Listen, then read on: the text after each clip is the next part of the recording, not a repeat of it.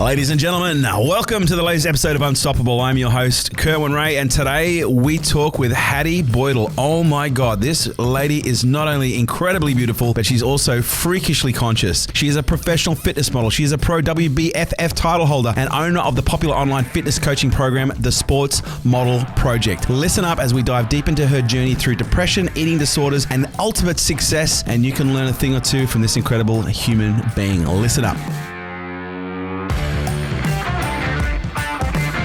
The lady herself, who should have Unstoppable in her middle name, Hattie Boydle. Welcome to Unstoppable. Do you know what? I don't have a middle name, and I'm going to take that now. Are you serious? You don't have a middle name? I don't have a middle name. Your mum's out here, so we're going to have to ask her what that's all about. She's like, just Hattie Boydle. Yes. What else do you need?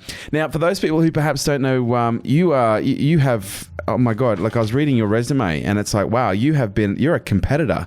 You have been a competitor for quite a long time in the fitness space. But for those who don't know your backstory, give us a little bit of a backstory on the highlights reels of Hattie's career.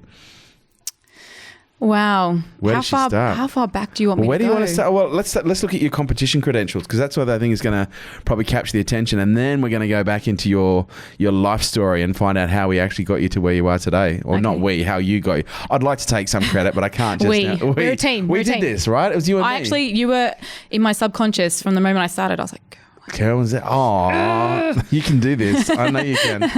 So Unstoppable. you've been competing since 2011 or earlier?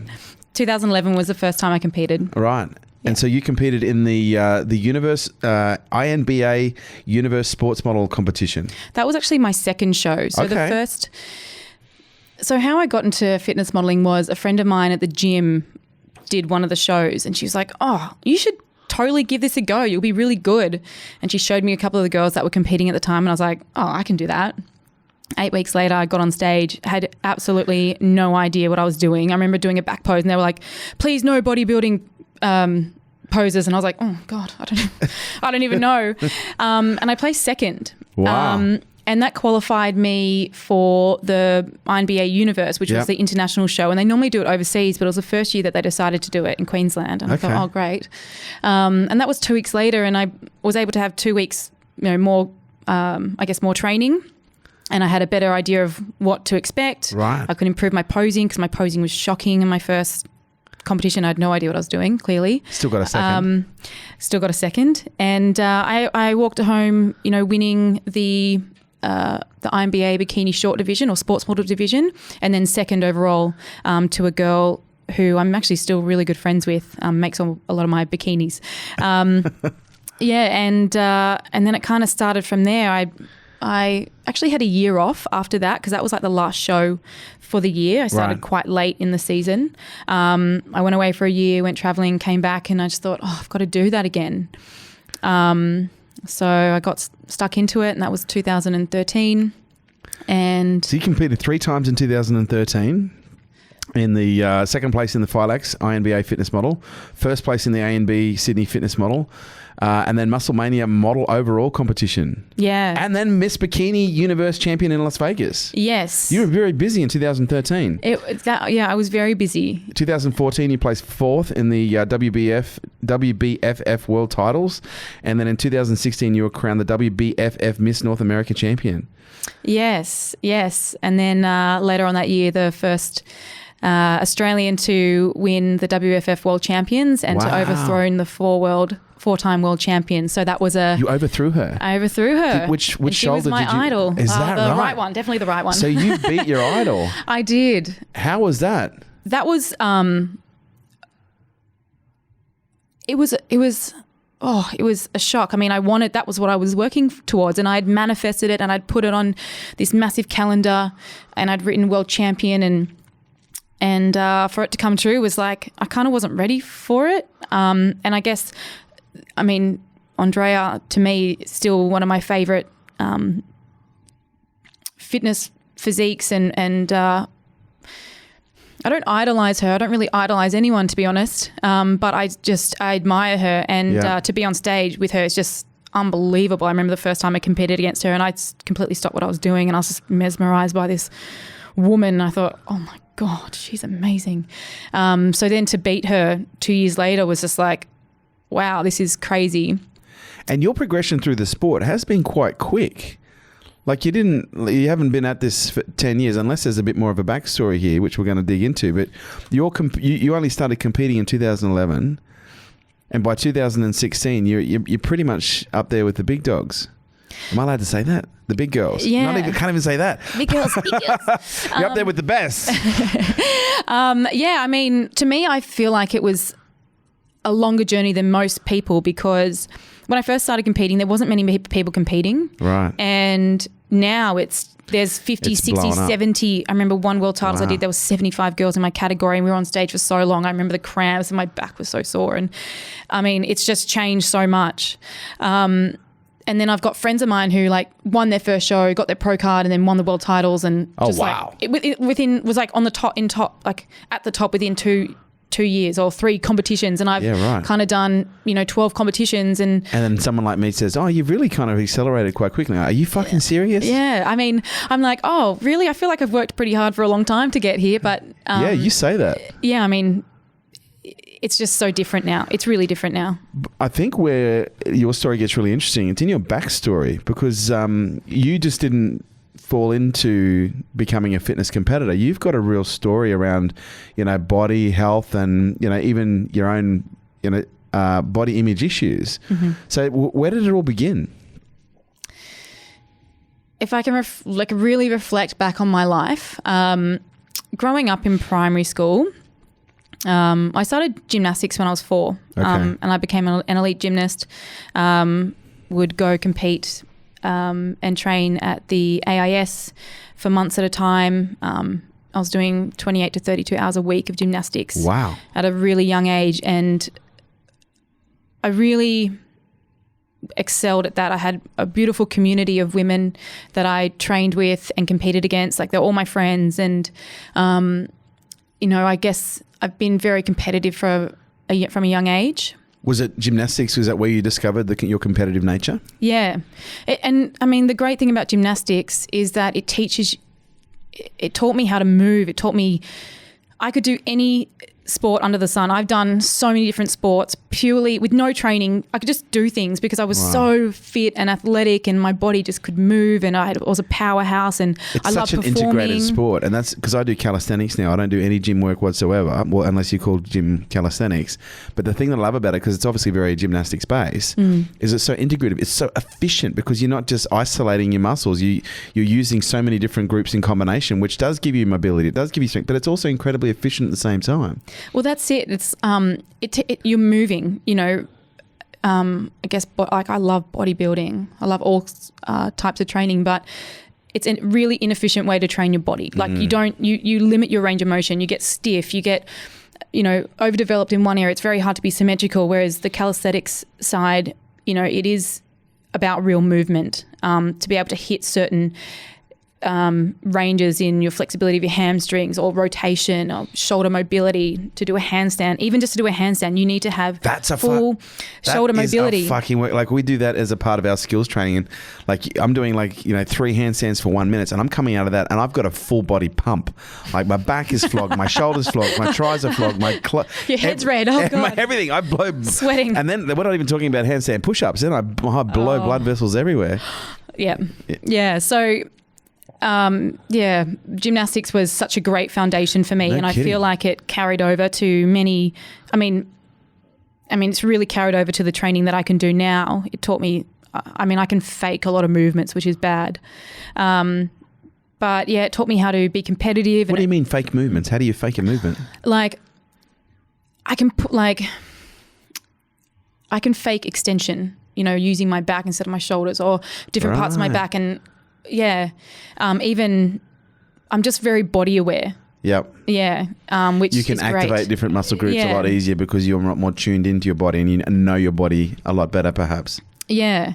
So I do really miss gymnastics. I feel like the feeling of being flexible, there's a sense of freedom in it. Right now, how I'm quite beat up from training, and I don't feel freedom at all. I feel jacked and thick and waddling, and I'm like, oh man, my back, and that's what comes with certain types of training. Yeah, right. I guess, even now I'm actually going to start working with a friend of mine to do some, like the locomotion kind of stuff to get movement and mobility back into my physique to get ready for the Worlds again. I was actually going to say, do you think those two marry together? Because a lot of people look at bodybuilding as something quite separate to gymnastics works or calisthenics. And it wasn't until last year, like I got quite jacked up towards the end of last year with strong nutrition, strong training. And I was actually like, wow, I'm actually putting on mass here whilst doing gymnastics. And, I had guys coming up to me when I was in Santa Monica going, oh, you powerlift? And I'm like, dude, I don't touch a bar. The only bar I touch is the ones that hang above my head. Yeah. But do you think there's a place for calisthenics in, competitive fitness, competitive bodybuilding? I do. And look, it's everyone's different. It's to the individual. I just can get, it's funny because some of my training is more powerlifting. I go through phases. My training goes through phases. And right now, while I'm feeling pretty jacked up from all the heavy lifting, I need to do the movement. I need to put some movement back in there, some locomotion stuff. Otherwise, eventually I'm going to break down somewhere. Yep. And I don't want to break down. I want to be able to move freely and efficiently and build the correct muscles that I need to build. Longevity. And have, most importantly, I want to be able to train. I want to be that 70-year-old grandma still kicking it in the gym, lifting weights. Like, yeah. Okay, so let's go back. You were an elite gymnast from about 4. Mm-hmm. That's pretty impressive in itself. And then you had life took a bit of a different turn, did it, around here? What happened? So... Okay, so here's the story. So in primary school, I would go to school and I'd get bullied by girls. I had no friends. And then I'd go to gym and I was in this amazing community with friends, with lots of friends, and I would go to school and I couldn't quite work out like what the difference was. I was like, how am I different from here? Like why am I not fitting in here but I can fit in here? And I think, that happened for a lot of my primary school, and like the teachers knew, my mum and dad knew, like even the parents of the kids that were bullying me knew, and they didn't do anything about it. And even my mum said to me, do you want me to move schools? And I thought, well, no, because it might just happen there. So I'm just going to sit here and deal with it, And I feel like, later on in life there was parts of that experience which unfolded, later on in my teens. When I went to high school, I had lots of friends everywhere. It was completely different. And I was like, wow, this is not what I expected. It was beautiful. I loved high school. Then when I was I think I was in year 10, a friend of mine died in a freak accident, and it made me I was just so shocked. I'd never experienced knowing someone who has died before, and I thought to myself, oh my God, life can be taken away from me so quickly. I'm going to I'm going to do everything I said I'm going to do. I'm going to get good grades. I'm going to go to a good university. I'm going to have a good job. I'm going to start, looking after myself. I'm going to improve my nutrition. I'm going to start training again. And I kind of just went so far down this hole with control, because I felt like this thing that's out of my control could happen to me. And in the beginning... Did you feel like that was some level of mild trauma? Like, was it quite a close friend? She wasn't super close. She was a girlfriend that I would, hang out with on the weekends at parties, and she didn't go to my school. She was a bit older than me. But it's still... there were so many people that were affected by it. Like she was such a nice girl, and I saw her on the weekend before it, and she said that she didn't want to go on that camp, and I remember that so much, so clearly and then that happened. I thought, oh my God, how did she die? A tree fell on her tent. Oh no. And I think just very much the thought of how quickly and how life changes, life can be taken out of our hands, to make the most of it was a really big take home message that But instead of wanting to live free, you wanted to live in a state of control. It was like, well, okay, so what do I have to change? What do I have to do to live my best life? Because I was, in school and I was naughty, and I didn't really care about grades, and I was, I guess a bit wild, and I thought, okay, so I need to change this, because being like that wasn't going to get me the life that maybe I should, or what I really want.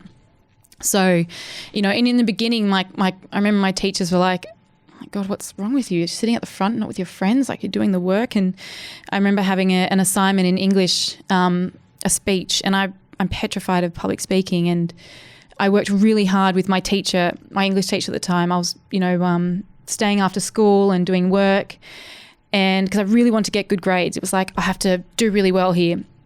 And I remember the teacher that I had for that speech wasn't my actual English teacher, it was another lady. And in the past, I had been a bit of a nightmare to her. She wasn't really that fond of me. And she failed me on the subject. And I thought, I just worked so hard for this and I still failed. I'm just a failure. And that was kind of a big spiral out of control. And at that time, I started exercising and I started eating what I thought was healthy, which I had no idea about. Reading magazines about dieting and what to eat, which is, now that I'm educated, is such a load of crap. And I remember reading in Cosmo one time about this girl, how she'd be bulimic and just throw up half her food. And so I thought, maybe I'll just start with that. And that was something I started to do. And it was just like. So what age was this when you started experimenting 16? with bulimia? Yeah, right. It was just, I just started to try and control everything, and I would. What was the thought process that was going through your head? Like when you were considering this, which is in some respects, some people would consider to be an irrational behavior, but it's really, and again, this is one of the things that people don't understand when it comes to compulsive behavior. Sometimes to the individual, it's not irrational at all. It makes a shit ton of sense, and that's why we do some of the things that we do. In your mind at that time, do you remember what was going through your head that made you think, okay, maybe it's okay for me to do that? The thing is, like, it was first depression. So after I failed the subject, I just thought, oh my God, I'm just a failure. And then I just started doing more and more exercise. I started making rules for myself. I wasn't allowed to reward myself till I'd done this amount of training, and I wasn't allowed to do less than what I'd done before. So if the bus was late to get to the gym, I would be freaking out. Oh my God, I'm not going to be able to get everything in. And so that started happening. And then, the food thing. And then I just started isolating myself from people because I didn't want them to know what I was doing. And I didn't want to be interrupted. I just started walking everywhere. I stopped talking to people. And I just wanted to be on my own, because I thought no one wanted to be around me. Were you in pain? Was there a level of psychological pain that you felt like you're in pain? Like you said, you're experiencing levels of depression. Do you remember some of the thought processes, some of the way you treated yourself that perhaps made you, do this to yourself?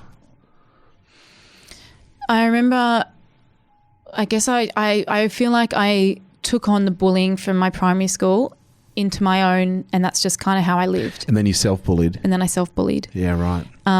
And it just, I was just so sad, and I just didn't want to talk to anyone, and I just would walk everywhere, and even in school, when recess would be on, I wouldn't sit with my friends. I just go to the library or go to the gym, or I just didn't want anyone to interrupt me doing my own thing. And I knew that it got to a point where I'd be getting up. I'd wait for my mum to get up in the morning for her to go on a walk, and then I would go and I would just run and run and run till I was purple.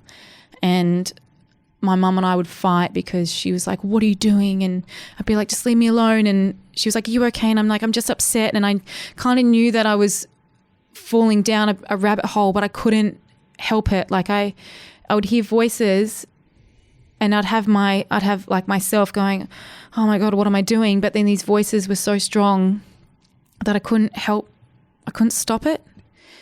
And that voice was the voice in the head. Yeah. So I would never associate the eating disorder, the depression with myself. It was always a different thing, but it was just controlling me. And it just spiraled out of control. I remember, even... Because you got down to 26 kilos. Yeah. And how tall are you? 6 foot. No, I'm 5'1". I was like 6 foot. 5'1". That's the perfect height, by the way. And so 5'1", 26 kilos. And I'm looking at the photo here, which we might flash on the screen. You were thin. Yeah, well, I got smaller than that one. Oh, wow. You got smaller than that. You know, and to see those photos at first, you know, when I wasn't fully recovered, I would look at that and go, I don't look that skinny. What are they talking about? Wow. But it wasn't until I got healthy I was like, oh my God. You know, and there was a photo of my dad on my dad's phone, and it was this person in hospital, and I was like, oh my God, is that Granddad? He's like, no, that was you when you went to hospital. And I was like, oh my God, I look like a 90-year-old person. I just didn't even look like myself anymore. And you know, I was so, it ruined so many relationships with my friends that took some time to mend, and some of them have never been the same again. Right. And I realized. At what point, when you were the 26 kilos, how old were you here? 16. Around 16. And how long did it continue to spiral for? At what age did you start to get a grip and pull things back? And let's explore what created that.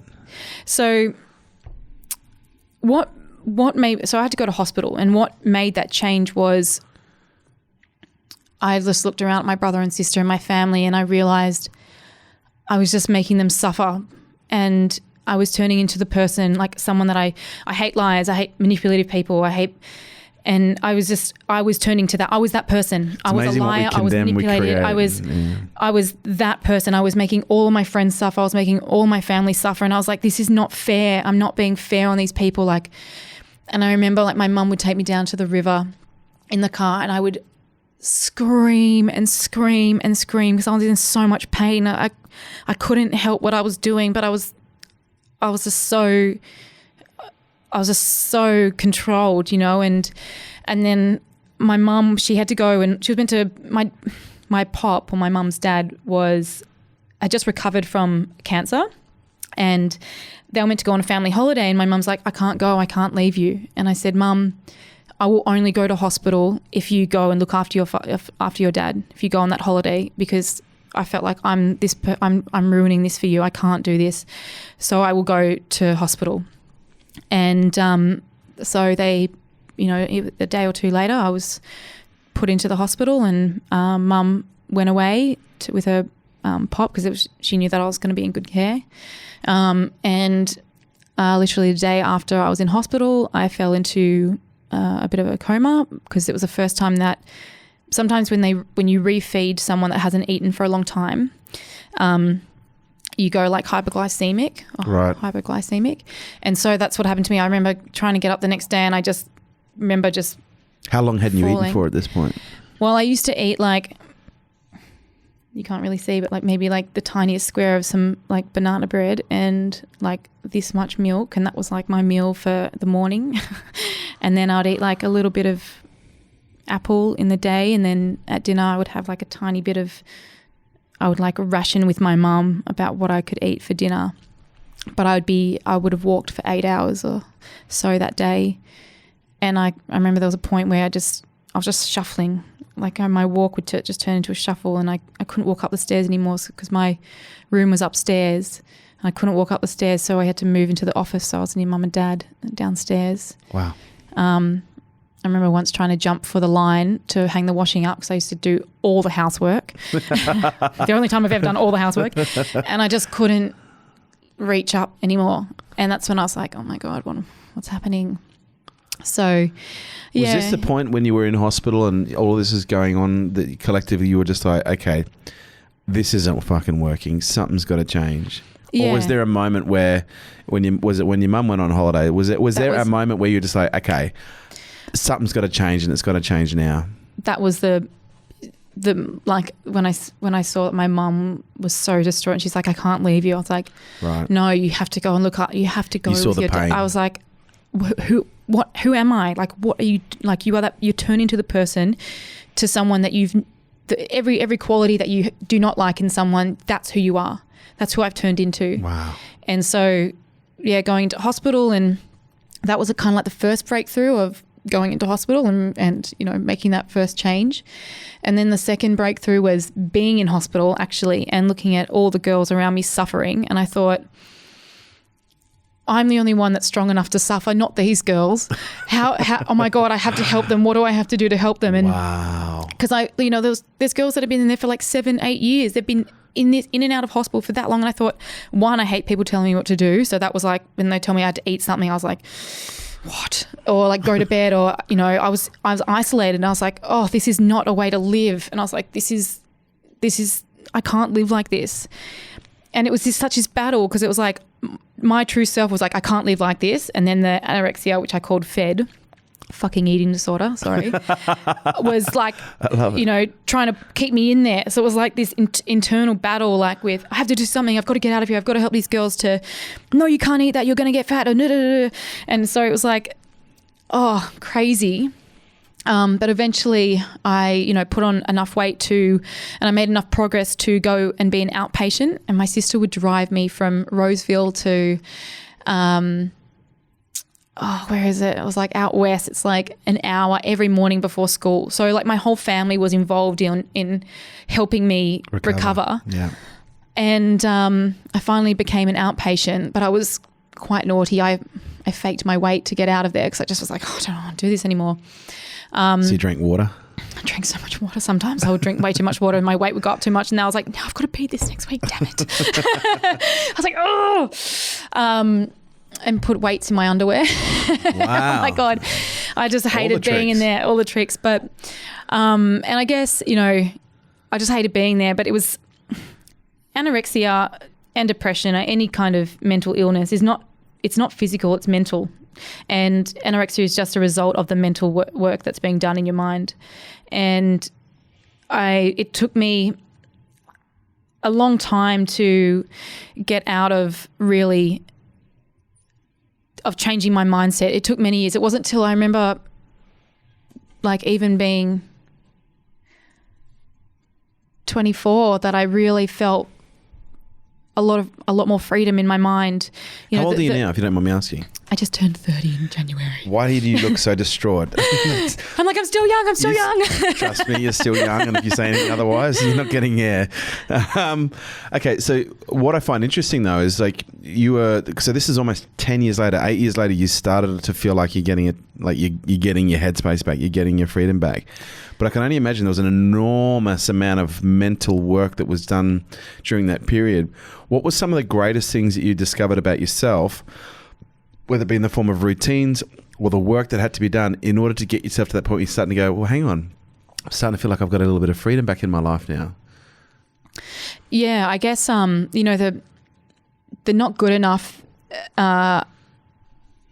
limitation was one that stuck around for a very long time. Right. Or not enough in any way that I could put that. The originator of that thought was the bullying in primary school? Yeah, but I remember even in gymnastics, like I would win titles.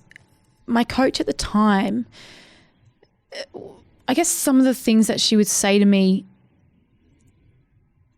came out later on. Like as a child, I'd be like, whatever, what are you saying that to me for? And then later on when I'm an adult and I'm going through all these like traumatic experiences, those things came up.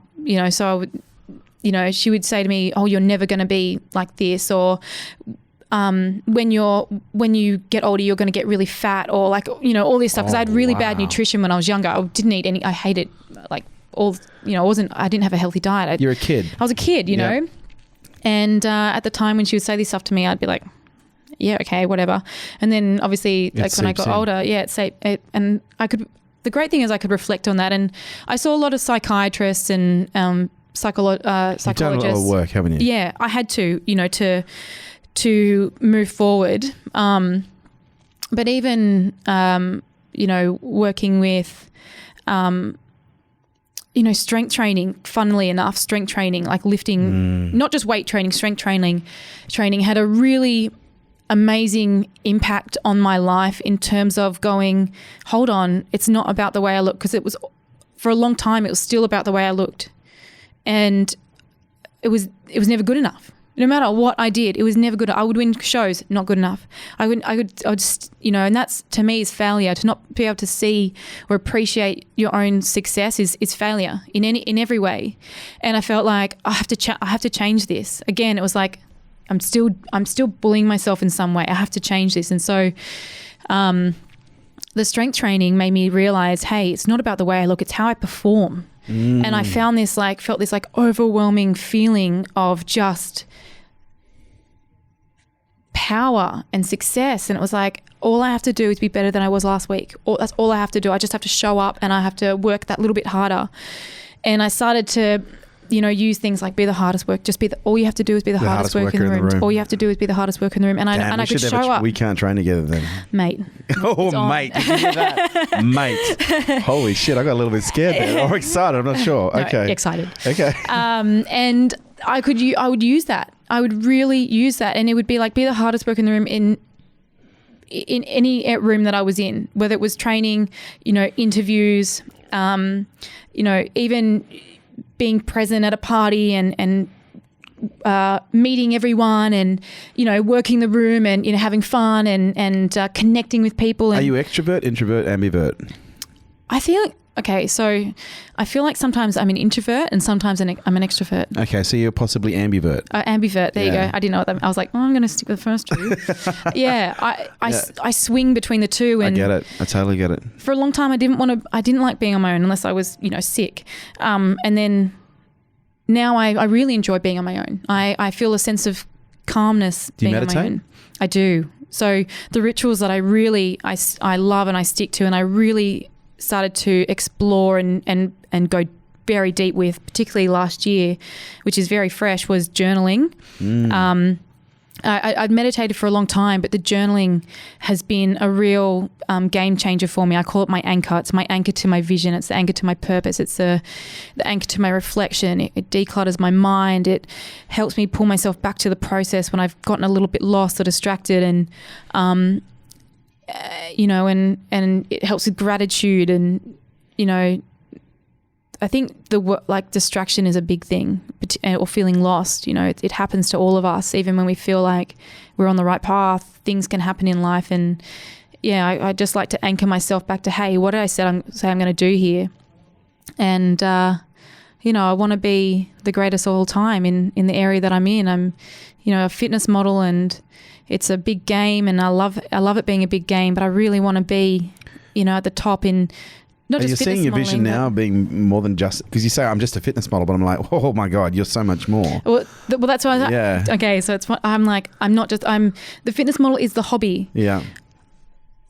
I want to, I just want to improve the world. I want to help the world. I want people to feel love, unconditional love, for themselves, for the environment, for their family, for their friends. The relationship they have with ourselves sets the tone for every relationship that we have. And so how are we treating ourselves? How are we speaking to ourselves? I realize I could reflect back on times when I've bullied myself and times where I've sent myself love, unconditional love, to all parts of my body, even the ones I want to change, even the ones I want to improve on, my mindset. And that's really helped me to go, okay, so what needs to be done? What do I need to do to take myself to another level? I guess that's a question I ask myself a lot. You said earlier that you were in a lot of pain in the earlier stages when you were going through and you were dealing with a lot of conditions. And you said one of the things that really helped you was strength training. And it's interesting because I was talking to someone who was in here before you, who was a ultra endurance athlete. She's basically run around the world 3 times. She's run through the Sahara Desert. She's done the most grueling things that she's ever, but she's also suffers from depression. Oh, wow. And she said that the most cathartic thing that she could do was to run, because the pain that she experienced when she ran actually gave her total perspective in her emotional and mental pain, and it made it easier to deal with her pain in real life. So I'm curious if there's some kind of a cathartic relationship between the fact that you kind of bounced from one end of, on the anorexia side, and now you're on the fitness model side, so that there is a bit of a spectrum there. But I'm curious to know if there's been a level of understanding around, okay, I'm in a little bit of pain, I'm a little bit wounded, but the more physical pain I put myself through, the easier it is to deal with the mental pain. Is there any conscious relationship there? reflecting back on my life, I've always found safety in training. So when I was, bullied at school, I'd go to gymnastics and I'd have safety there. Safety with friends, safety with community, safety with performance, and just it was about me. It was like, I have to do this. How do I become better? How do I perfect this? It was but like you were a hard trainer. Hard trainer. So there was a level of, I like this because it's a bit painful.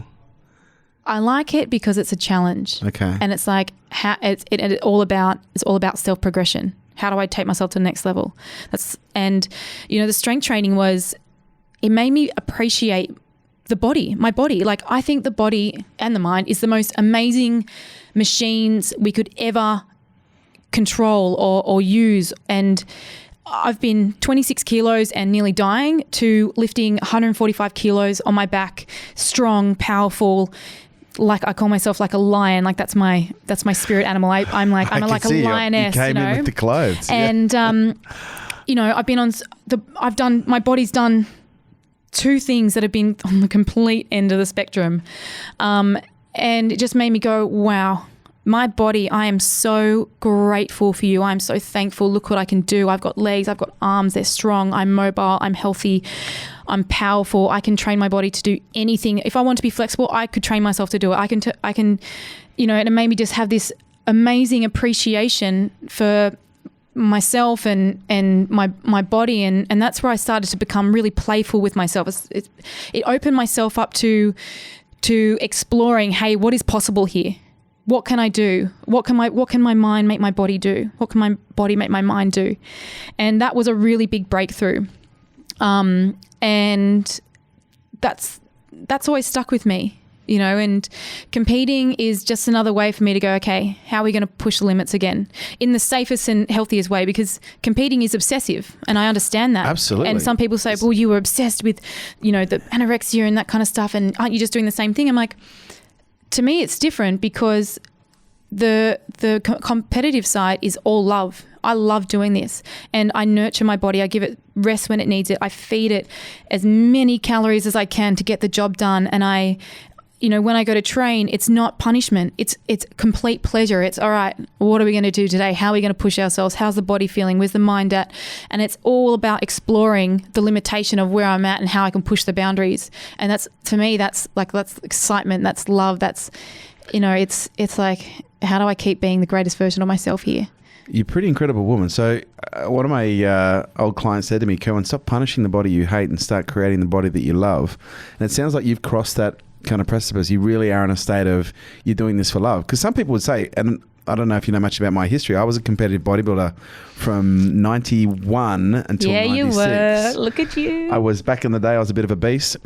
But at the same time, I remember being, 104 kilos, 105 kilos post-competition, very lean, very fit, very large, and looking in the mirror and going, I'm still not big enough. Like, I honestly looked back and I was like, man, I had a little bit, I'm pretty sure I was body dysmorphic.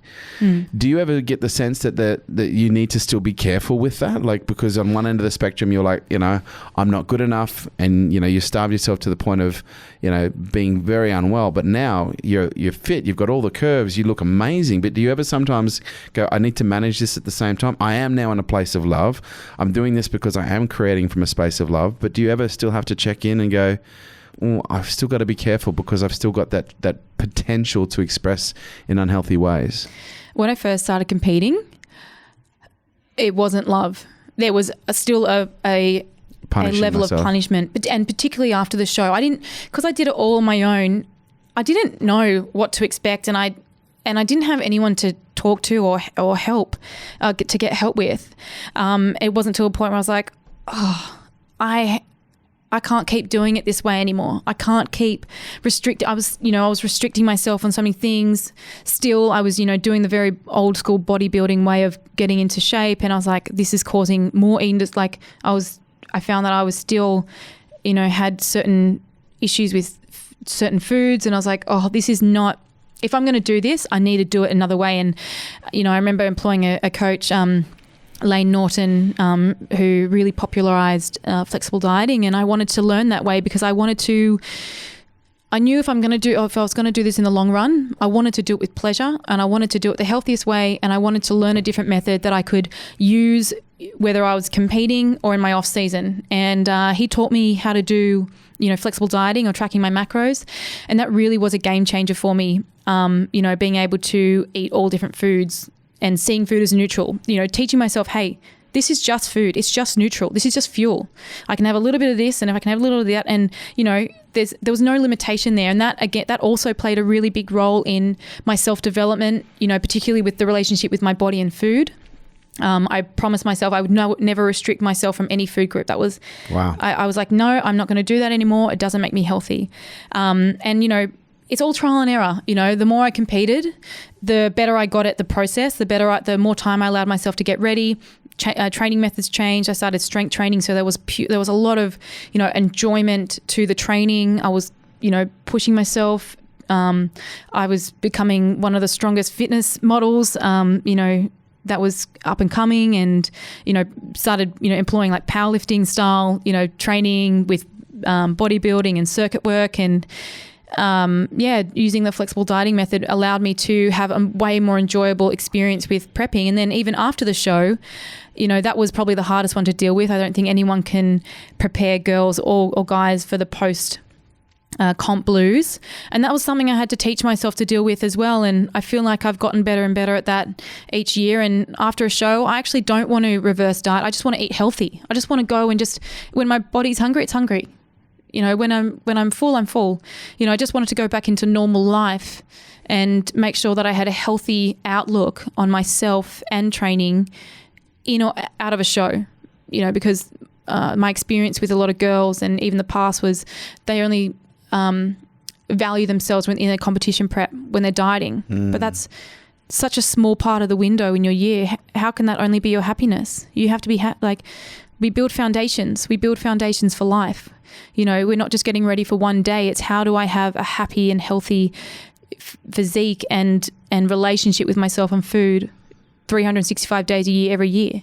I've got to be honest with you. I didn't expect you to be and I hope you don't take this as in any offense, as conscious as what you are. Like, you seem to have done a lot of work, a lot of work. Yeah, but that's what's required, right?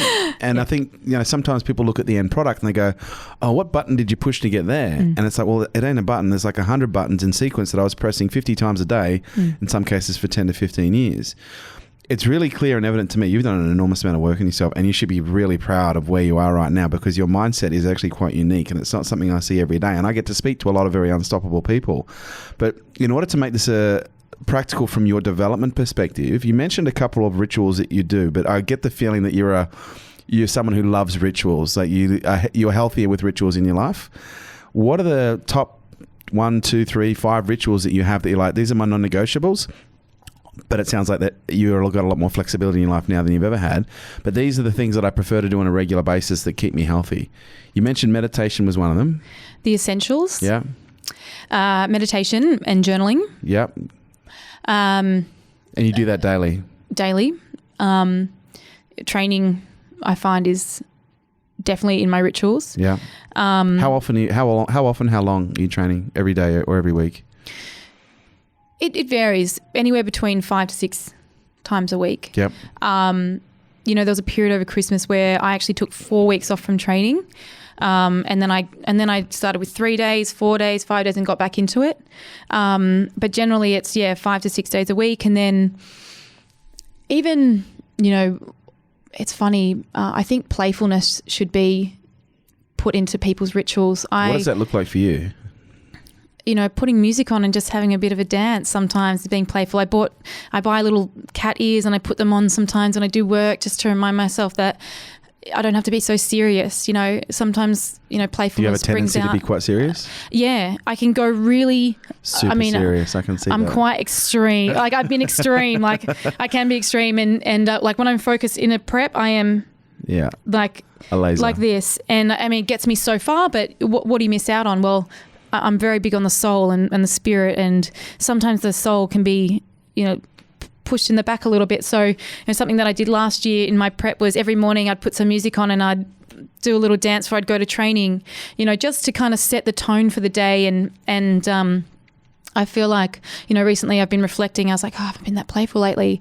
And I feel it because I'll be like, something doesn't feel like, I feel quite like twitchy, like, what's happening here? And it was like, I haven't been playful. And that even just spending time with friends, making time, like not just on the weekends, like go and hang out with a friend during the week and not talk about work, like talk about something that's, life or something that's really fun. And I think that should be I really feel like that should be, people should think about that a little bit more rather than just get up, train, go to work, go to bed, or sit on Instagram. Like and I can't emphasize the importance of that enough. This year, I'm doing exactly the same this year because the last 2 years I've been work, son, training. That's it. And then I woke up at the end of last year, I was like, fuck, I've got no life. I want to be a little bit more playful. Yeah, I totally get it. You're clearly at an elite level as a performer, obviously not just in the gym, but out of the gym as well. You're obsessive in your nature, which gives you the ability to do things that most people can't. But one of the challenges that I often ask people about is how do people who perform at a high level manage other areas of their life?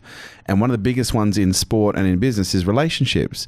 So how do you go managing, being such a high performer, having such high standards, how do you manage the relationship game when it comes to being, at the level that you are?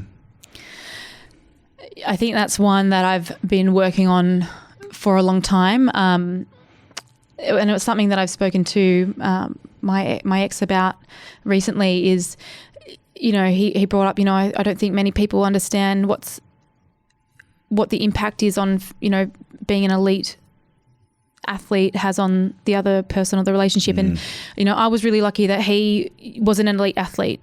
And so he saw me being in space and being at the top, and he supported what I did. I was very lucky, but he also said, there was, half the year, especially if I competed twice in the year, he's like, where's my time, to truly be there? And, I reflect back on it now, I think, oh my God. And this year I don't want it to be like that. If I do end up being in a relationship, I really am conscious, hey, how can I do things better? I'm always like, how can I do things better? Whether it's improving systems for work or even rituals in my space. Recently I've said, okay, no, I'm not doing I'm not being on Instagram before midday. The morning is myself. I wake up and keep my phone on airplane mode. I do my rituals, my journaling, a study, training, cool. Once that's done, I'm open to the world. I have, I can have 6 hours of the day for the world, for work, and to be there for the girls. And, I think that's important. And, even to be there and sit in a space with a friend or your partner is really important. And it is, as I said, being an athlete is obsessive. And I think something to be aware of is, well, how does that affect my partner? How does it affect my kids? I don't have kids, but I don't that's think it's something just I want to be. Athlete thing. It's a high performance thing, and this is whether your obsession even is a worker. Exactly. Whether your obsession is business, whether your obsession is sport, whether your obsession is painting or modeling. When you're at that level, there is a level of sacrifice that is often created to get there, and it takes a unique partnership in order for that to work. That's what I've discovered, and I haven't fucking found it either. But what I've discovered by speaking to lots of people, it's not an easy equation to get right. No, something that my partner and I used to do is we'd call it love walks. Let's go on a love walk. Yeah, nice. We wouldn't bring our phone. We'd go, walk like date together. night. And it was in the morning. So we both journaled. We both wanted to hold that space for ourselves in the morning and, go for a little love walk and get a coffee and, not talk about work because, we also work together. And so it was like, well, a part of me was like, I don't want to lose my boyfriend. I want to have, a space where we work. That's where we talk about work. A space where we have our connection, love and connection, and a space where I'm training. And I was lucky that he was very supportive in me being an athlete and he said to me, the other day, we still speak a lot, and he said, whatever you do, don't retire early. He's like, you have so much ahead of you. Whatever you do, don't retire early. Don't do what I did. And I mean, I love competing. I say I want 5 world titles. So however long that takes me to get, that's I'd rather shoot really high than shoot down low and, see what's available. I'd rather push the envelope for as long as I can in the healthiest way possible, but not at the expense of losing life because, my friends also don't get to see me very often, you know. Last year I was away overseas in Mexico living with some friends, but I realised I isolated myself a lot from even connecting with my friends when I'd come back to Sydney, or even connecting with my friends, talking, you know, over, you know, through the internet or through phone calls. And I realised I can't keep doing that. It's not fair. You know, it's not fair for my friends. And so the idea of balance changes a lot. That's what I was going to say. Do you also think it's not fair for you? Because, you know, do you ever have that fear that you're going to wake up 10 years from now, being 40, with your 5 world titles, look around and go, holy shit, yes, I've got a beautiful trophy cabinet. Yeah. But yeah, where are the close friends? Where are the close relationships? Yeah. Where are those things that I know I sacrificed consciously that I now go, you know, I can't bring my trophy to bed and hug it in the evening. No. Do you ever think about it? Yeah, I think about it all the time. Yeah. And I'm, you know, that's why I always think, how can I do things better? Yeah. And my idea of balance changes a lot over the years. And, you know, right now I think, okay, there's a time to be really playful and there's a time to be focused and serious. And the partying and all that stuff comes once I've hit my goal, you know, because to be able to train at the level of training that I need to get in ready for the show, I can't go out and have late nights. It just makes things so much harder. It's not fair on my body. But I still shouldn't isolate myself from friends and doing things in the day. But that's why, you know, for me, November, December, January, you know, the 3 months of the year is where I'm really playful. You know, I drop my training back. You know, I go out and eat with friends. I don't track my nutrition as much as I would normally. So I like to give myself a bit of a break. And yeah, it's a fun time for me. I get to hang out with my sister. I remember my sister said to me last year, oh my God, Hattie, this is the first summer that I've really been able to have fun with you for like 5 years. And I thought, and even you know, my ex-partner, he said, we just had such a nice summer together. And I thought, oh my God, like, is this what I've, you know, it was reflection. It was like, okay, so next time this happens, what do I need to do better? And I feel like journaling's been a really great way for me to go, am I being serious, too serious? Am I being playful? What am I, like, you where's know, my balance point? Where's my balance? And even setting up a calendar and going, okay, so what space do I have that's free that I'm going to go and do something fun? And so that's also been, yeah, really good to do that. Parenting, do you ever think about it? So when I was, you know, in my 20s, early 20s, I was like, yep, I want to get married and have 5 ducklings and blah, blah, blah, blah. And then, you know, I was quite like naive when I was like 18 to 20. I didn't really understand the world that much. I kind of lived in like a real bubble of love. Like I always say that love is the most important thing in the world, and I love love. But I didn't really know that much about the world. And, you know, then learning about the world and I guess, you know, seeing so many divorces and things like that, I thought, oh God, do I want kids? Like, do I want to like ever go through a divorce? Like, what if, you know, I started to look at that area, and it changes. Like sometimes I look at kids, I'm like, oh, imagine having like a little one of you like running around, like how loving that would be. But then I'm like, oh, well, then I can't do everything I want to do. And I change a lot. Yeah, I don't know. Still undecided. I'm still undecided. Sometimes I'm like, yes, I do, you know, and then I hear a baby cry and I think, oh God, could I do that? When they're not crying, I'm like, you're so cute. Yeah. And then when they cry, I'm like, oh my God. Well, think of a baby crying as it's the 12th rep on a heavy set, you know. It's sometimes difficult, but at the end it can be quite rewarding. Not that I'm trying to sway you, but yeah, because I kind of reached that point because I didn't have my son until I was my late 30s, but I got to like my mid 30s, like, well, it's not happening in this life. Yeah. But then when I did, I was like, holy smokes. It was one of the most, and I don't know, like I think the world needs more healers, and I think the greatest healers are the ones that have been wounded and have had wounds through their childhood that they've had to work on and develop. But at the same time, one of the things I'm very grateful for being a parent now is I get to parent my son in the way that I wanted to be parented as a child. And it's incredibly cathartic. Like it's so healing. Like there is such a high level of healing that is going on through the act of parenting. Wow. It's just, and I say this to everyone, so I'm not being biased with you here. I think everyone should have a kid. Maybe some people should give them back, but I think everyone should have that opportunity where they get to pass down their wisdom and not their wounds, you know? Yeah, I mean, yeah, I think you'd be like an incredible mother. Like you're very conscious. I think I would have that child would get so much love and just. You got a big heart. That's what I say. And that's what kids need. I'm like, I've got a big heart, but big hearts feel a lot of love and they feel a lot of pain too. You're an empath. You know, so, but I think, yeah, you know what? Once I'm done with competing, I mean, I guess that will be my next step. I'll be ready to. You do you. You do you, boo. Yeah. You took And yeah, just finding, you know, and then I'd probably move away. I'd want to like get out of the city and go on a farm and, you know, get them to learn how to treat animals and the environment well. I would really want to educate them that there's, you know, more than I'd like them to be in the world, in the space, in the environment with, you know surrounded by love and interact with humans, not a phone. And, I can't, I'm not a parent. I don't know, I've got to learn my own journey in that part, but I really would like to keep them away from technology and getting them to play with other kids and sticks and stones and So what's next for you? What's next for me? Yeah.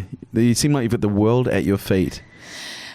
I have a business, a sports sort of project, where I coach. I've heard about this. Amazing women from all over the world, and I feel so grateful. They teach me a lot, and I'm honoured that I get to go on someone else's journey through self-improvement, and to help and coach and guide someone, to open up new windows of what life could be with unconditional love for yourself. That's I'm really grateful for that, but also to, take them on whatever journey they want to go on. So the Sports Model Project sounds like it's more than just ladies learning how to become a sports model. No, there's only a few girls that want to get on stage. The Sports Model Project is like a metamorphosis. It's like a cocoon to a butterfly. If I can really reflect on what I feel, that what the transformation is like for a lot of women. It's more than just training nutrition. In fact, that's the very small slice of the pie. For me, it's how can I improve someone's mindset? How can I show them the light in themselves? We all have a light, whether you know it or not, you do. You have to explore it. And sometimes you have to go really deep and go through some really dark places to see that. But if you're willing to break down what's behind those walls, you'll see that there's a big bloody pot of gold that you can just share with the world. And my mission is to help girls do that. I love mindset work. If I ever wanted to do seminars, it's not about training, it's not about nutrition, it's mindset work. It's like, how can we tap into the greater souls of our spirit and live in that spirit. So this year, I would like to start to explore doing seminars, with mindset work, and then also improving the system and the coaching of the girls. How can I be better? If we're not growing, we're dying. So how do I keep growing? How do I keep the girls growing? How do I keep improving, what I give to the girls? And then also I've got the world titles coming up. That's in August. And so I want that world title back. It's in the Bahamas. In the Bahamas. Wow. So I really want to just bring something better than I ever had before, win the title back. And that's pretty much my main focus for the year is, every day I wake up and I think about the world titles. I also do want to hit a 150 kilo squat. What's your record right now? 145. Ooh, you're so close. I'm so close. You'll do it. I have no doubt. I'm sure you'll be at one. I have to get it in the next few weeks. I need to start getting my training back towards getting ready for the show. I have no doubt you'll do it. Like, honestly, your mindset, and I'm not just saying this, like you've been one of the most present people I've probably had in this studio. You're very present. You're very clear. And unless you're doing a great job of putting on an exterior, which I don't think you're doing, like you have a dominant mindset, which is kind of scary at the same time for anyone who gets in your way, which won't be me. I will not be getting in your way between here and the Bahamas. If anything, I'll bring the sunscreen. Greatest piece of advice you've ever received?